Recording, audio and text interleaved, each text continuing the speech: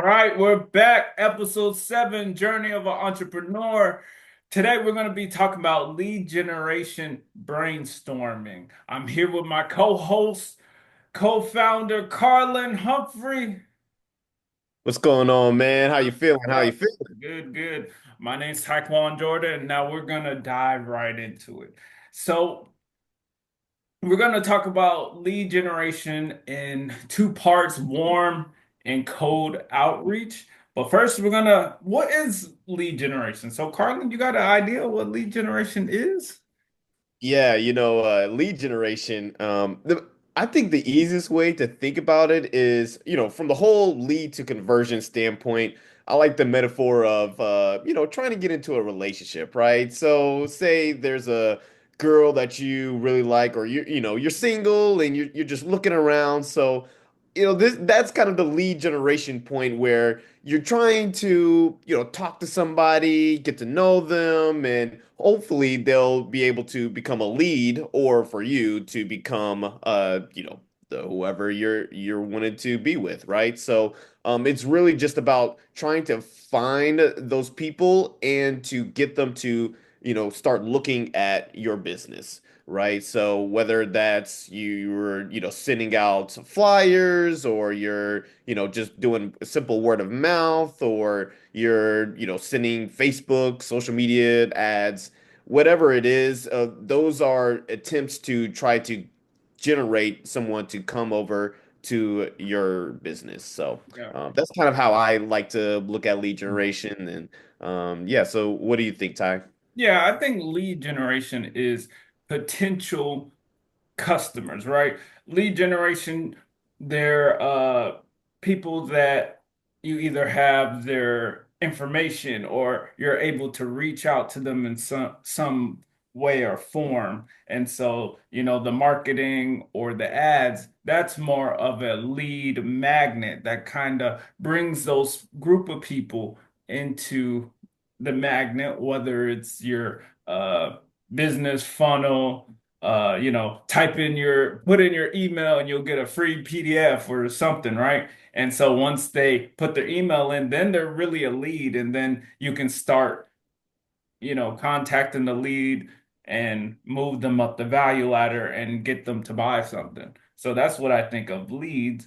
And so and attracting them. And so we're going to talk about warm and cold outreach.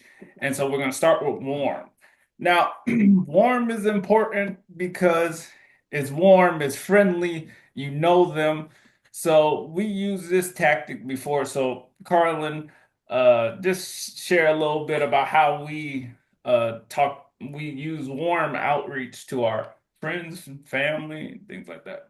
Oh yeah. So, well, like Ty said, warm ad outreach. You're contacting people that you know and trust. When you're first starting out in a business, it's always important to have those people and people that you can rely on to one, give their points of view for whatever you're working on, right? They can give you, nice, tips, feedbacks.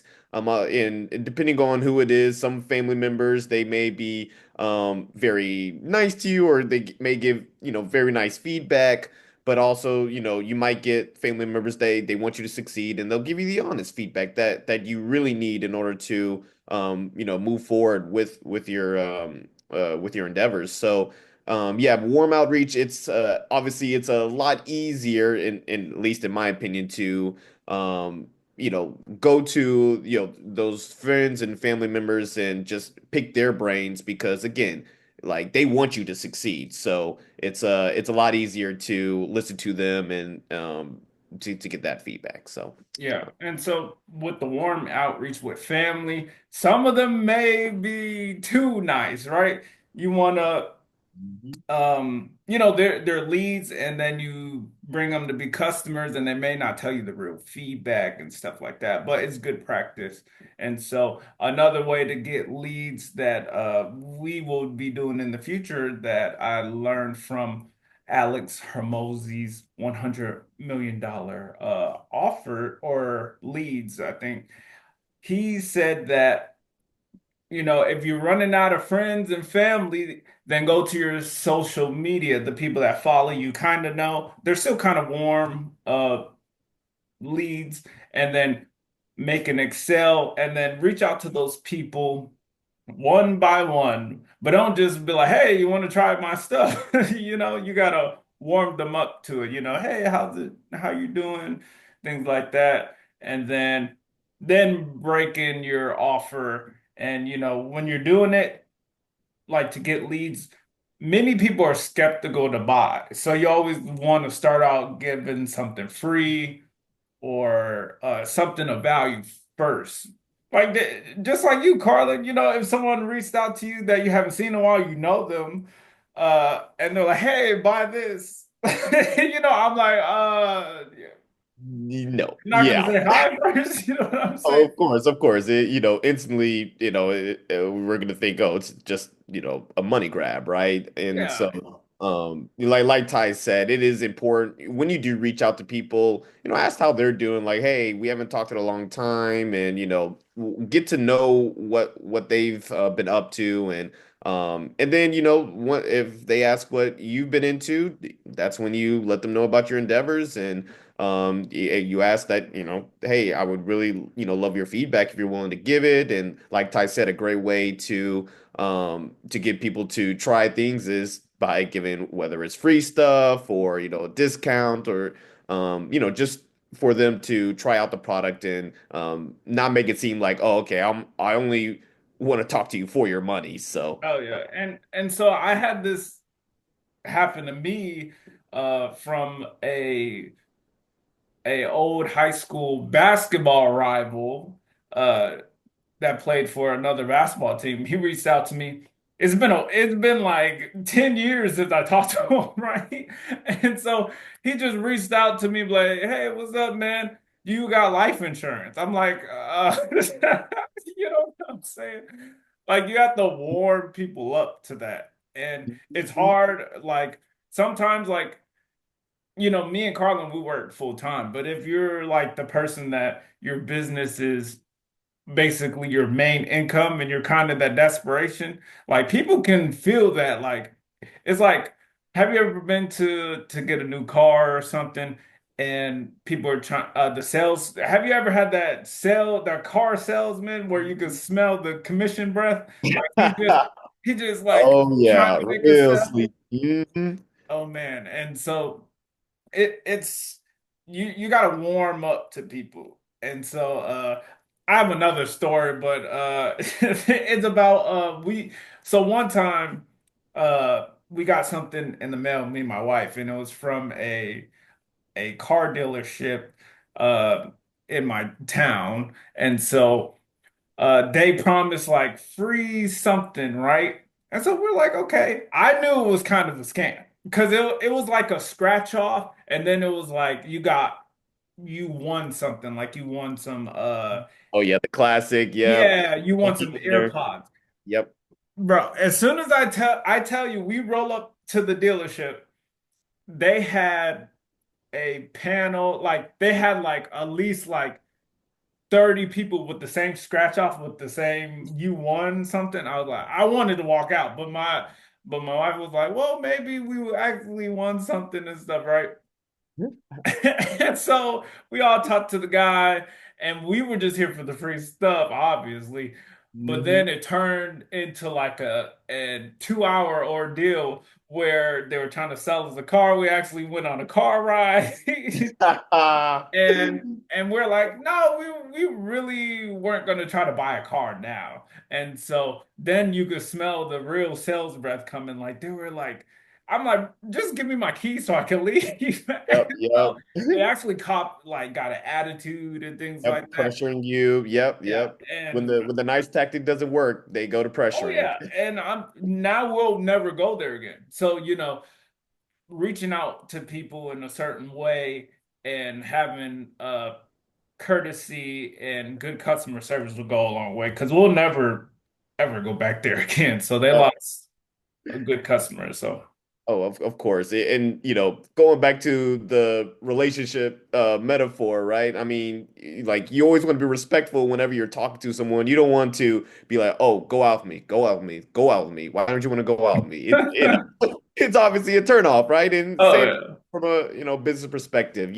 You cannot, act a certain way or basically feel entitled that you get their money, right? That just will never work. So, Yeah. And just because of the warm outreach and you know them, people got, they're busy and, just show them the respect that you respect their time and appreciate anything they give you in feedback or just try it out because it'll go a long way. Yeah. All right. So we're gonna move on to cold outreach, which is the harder one. Yeah, and we've done different cold outreach. We still need to explore some other cold outreach things that we'll talk about into. But Carlin, what you think about cold outreach?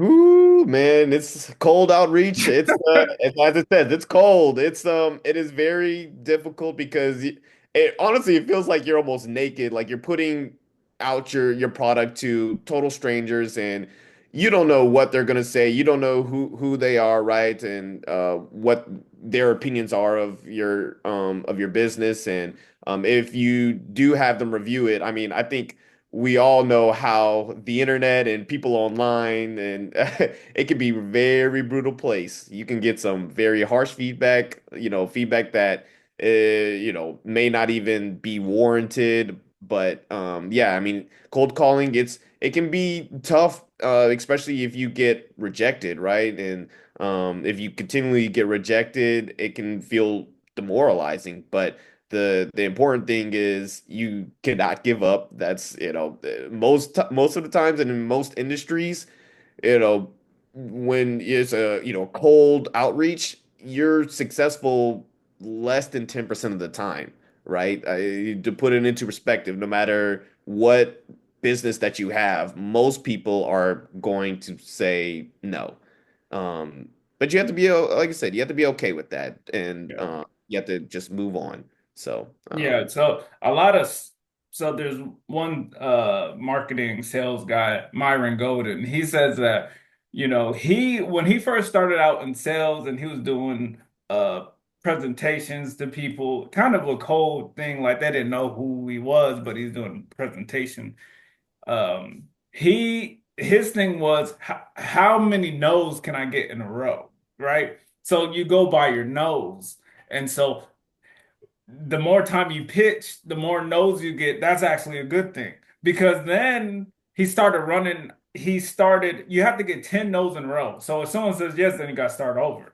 And then eventually he found out that the way to speak to people and market a way, then he'll get yeses. And so now most of the time he'll get yeses because he went through all the ways that wouldn't work, right? So cold calling is a cold world out there. Like basically posting on social media is cold outreach, right? And yeah, it's tough. I mean, but looking through analytics and stuff, seeing what's hidden, what they're clicking on and things. It's like a fun little game to see what's working, what's not working, how to adjust, what sales script or copy do I have to adjust to engage people and want to engage. And then with cold outreach, you have to provide value, right? Because like if I don't know, like a organization email got my email, so have you ever had your email leaked or something? oh yeah, oh, yeah, it's leaked right now, probably. Yeah, especially during the election time or something. I was getting all type of yeah, DMs and messages. But anyways, so your email get leaked and then some weird company message you and you're like, So it's kind of like when you're doing the cold outreach, kind of targeted towards your target. audience because they're more likely to engage with it. Like, for example, I got something from a company that didn't align what I even cared about. So I was like, okay, how'd they get my information? You know? So marketing and doing the way for your target audience will help. Yeah, agreed. And that one thing, yeah, you never want to do is just spam, and just spam and spray, basically. Where, like Ty said, you're not focused on a specific target audience. You're just sending out, a dozen messages in a week and hoping for the best. And again, that can really hurt your credibility long term because even if someone wasn't going to buy your product before, and yeah, maybe they know your product, but and not in a good way. And if they decide to talk about your product, it's always going to be in a negative light. So you want to make sure that you're not just spamming and making sure you're doing things the right way whenever you're cold outreaching to people. Yeah, and me and Carlin and my other partner Palmer, we're gonna be doing some cold outreach coming up, probably in the new year. Going to different platforms like Reddit or going into communities where we're not really established.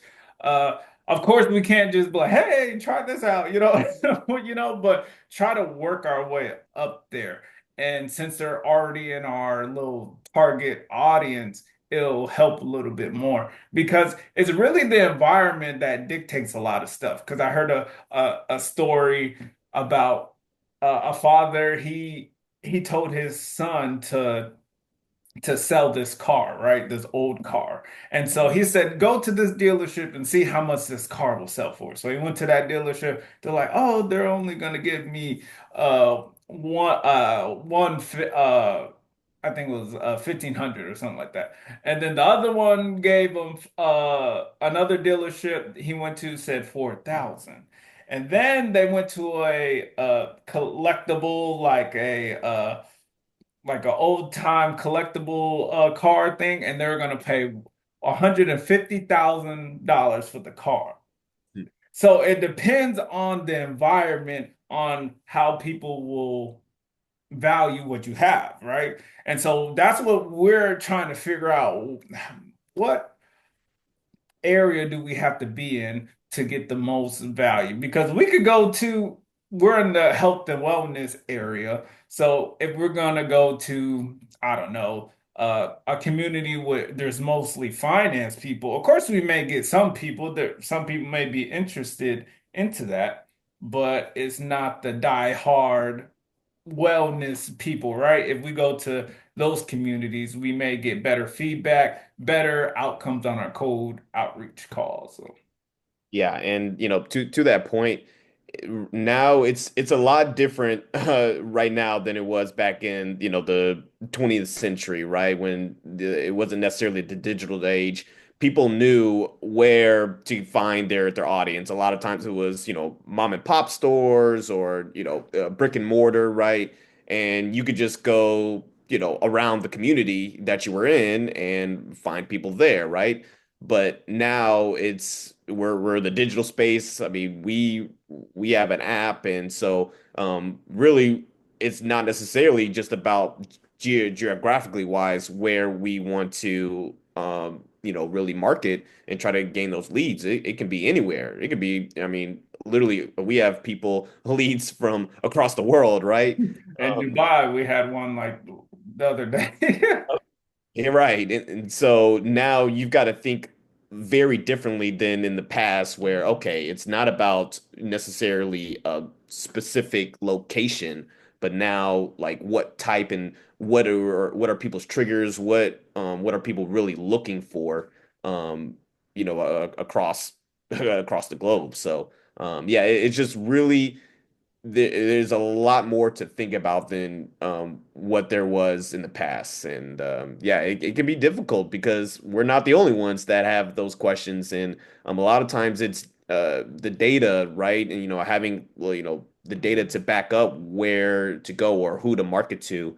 You have bigger companies that have that data because they've been doing it for years and years and years. Where, when you're a startup, you don't necessarily have that data to go off of. It's almost like a guessing game starting out. So, but it is exciting. It's definitely because yeah, it's not necessarily where to go, but we can try different things, see what works. Like Ty said with social media, you can see like what changes that you can make to a particular ad, and how to get more clicks and views. So yeah, it's a game, and we're trying to play it right now.